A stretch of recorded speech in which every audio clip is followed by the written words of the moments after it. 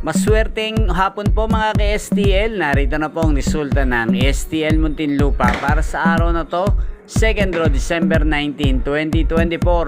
Araw ng Huwebes. Naway ang mga natayan nyo pong mga numero kanina ay manalo nawa ngayong hapong ito 4 PM. Kaya kunin nyo na po ang mga tickets. Narito na po ang resulta.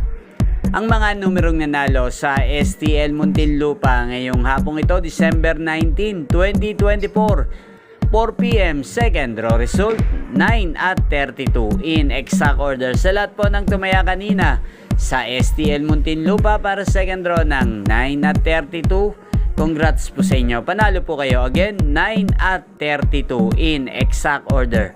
At ngayong hapong ito sa STL Muntinlupa, shoutout po natin si Ate Janet. Ate Janet ng Muntinlupa, shoutout po sa iyo. Naway nasa mabuti ka pong kalagayan. At sa lahat po ng mga taga Muntinlupa dyan, shoutout po sa inyo.